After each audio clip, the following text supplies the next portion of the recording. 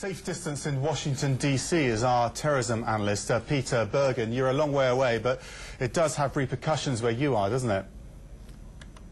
Well, yes. You know, President-elect Obama's advisor on South Asia is a man called Bruce Riedel, and he has basically said that that it's important for the next administration to advance the Kashmir peace issue, which is, of course, the main thing that divides Pakistan and India.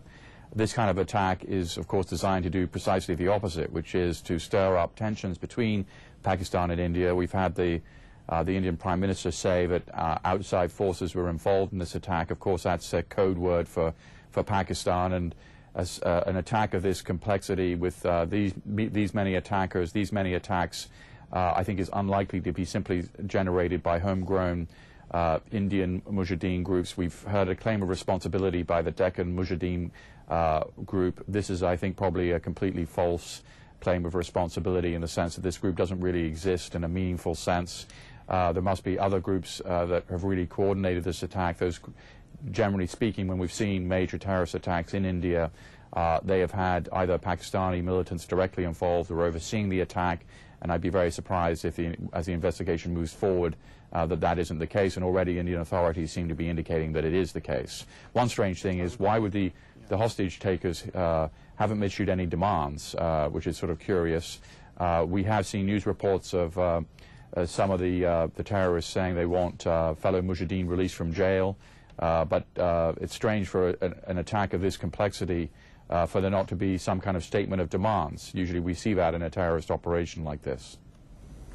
Some suggesting that the fact that there was so little intelligence on this that could be acted on, if there was, it would hopefully not have happened to this extent, is a suggestion that there weren't particularly strong links with wider groups which the intelligence community would be hooked into. Is there anything in that, do you think, in the fact that a lot of these attackers were very young?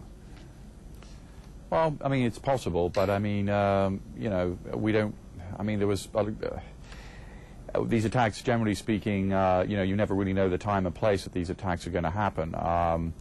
We've seen major terrorist attacks in Mumbai in the past. I mean, it's not an unusual occurrence. I obviously have no idea what the intelligence was or what, you know, we may find out later that there were some indicators.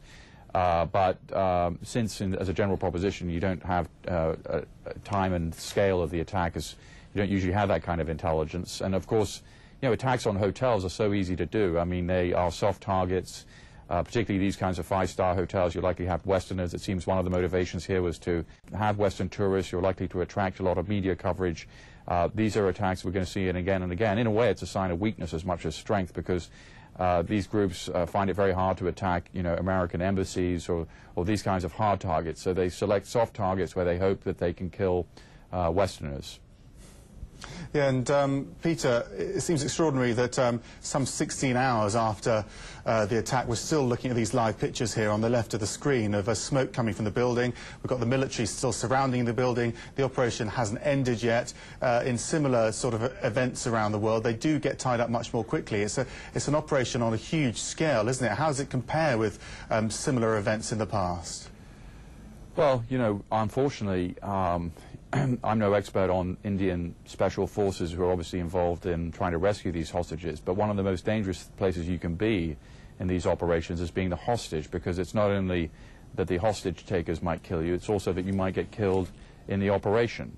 You know, clearly some countries have very high levels of skill, the American Delta Force and the Israelis, but you know, judging by the pictures that we're seeing just now, clearly there have been multiple explosions, there's been fires, there have been people shooting, and you have to be very concerned about the welfare of the hostages inside these buildings, not only from the point of view of being killed by the terrorists, but also being killed in the rescue operation, which is unfortunately not uncommon in so many of these cases.